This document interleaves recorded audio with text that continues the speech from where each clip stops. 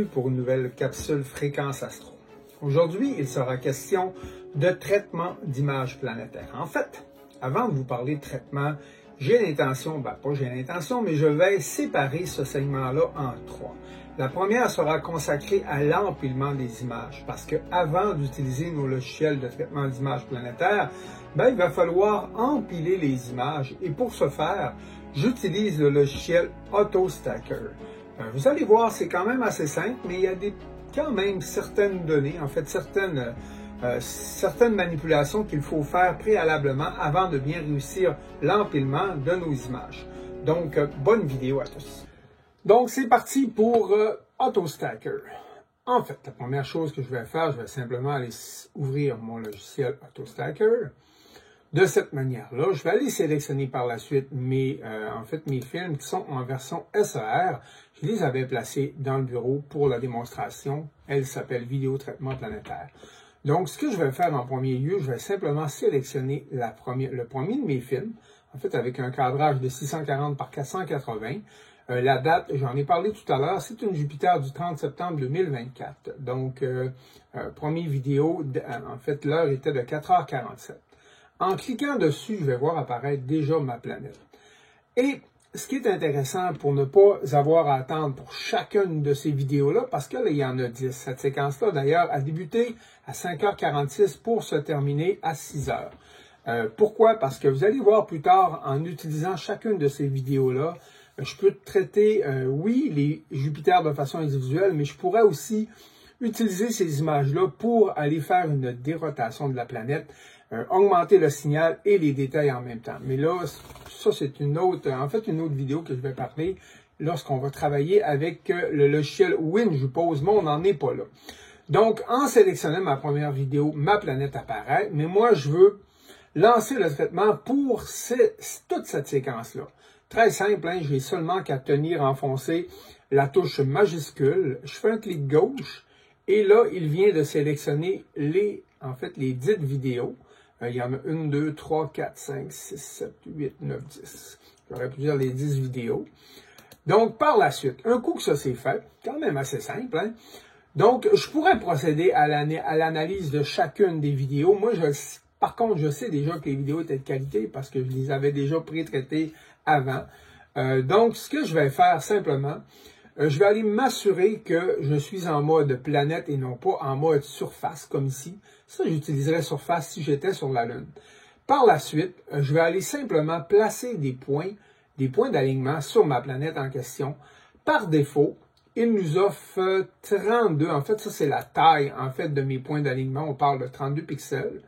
Ça fait que ce que je vais faire en cliquant ici, vous allez voir apparaître chacun des points d'alignement sur la planète. Si j'étais sur Saturne, je devrais possiblement en ajouter parce que malheureusement, ça arrive que quand c'est pâle un petit peu, il ne voit pas tout, l'objet qui fait partie, le détail qui fait partie de nos objets d'astronomie. Mais sur Jupiter, ce qu'ils font, elle est ronde, elle est très brillante. Ça fait qu'il a très bien détecté chacun des détails de la planète. Par la suite, j'ai simplement qu'à aller lancer le stacking, l'empilement de l'image, mais je vais m'assurer de cocher aussi Sharpened. Pourquoi? Parce que ça va me donner des images qui sont déjà pré-traitées. Puis c'est d'ailleurs avec les images pré-traitées que je vais être en mesure de juger de la qualité de ma capture. Puis aussi, si je veux seulement traiter une Jupiter, là, je vais pouvoir, à ce moment-là, à partir des vidéos qui sont déjà pré-traitées, sélectionner laquelle est la meilleure. Des fois, c'est pas toujours évident, mais des fois, c'est quand même assez facile à détecter quelle est la meilleure. Par la suite, un coup que c'est fait, je vais m'assurer aussi, j'ai indiqué simplement 2000. Ça, c'est le nombre de photos que je veux qu'il stack, qu'il empile sur mes 11 513 que l'on voit juste dans le bas de l'écran ici.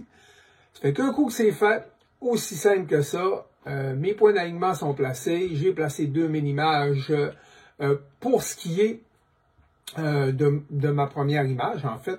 Je vais lancer simplement le logiciel Stack en cliquant simplement sur Stack et c'est parti. Il me reste seulement qu'à attendre mes images qui vont être enregistrées, empilées, avec une version déjà pré-traitée, une version qui est complètement brute. On va regarder plus tard qu'est-ce qu'on va faire avec ces versions-là dans mes logiciels de traitement. Donc, pour compléter en fait la vidéo concernant AutoStacker, j'avais cru bon de vous mettre une Saturn parce que je sais que Saturn, il commence à être un petit peu tard pour la capturer, mais il n'est pas trop tard.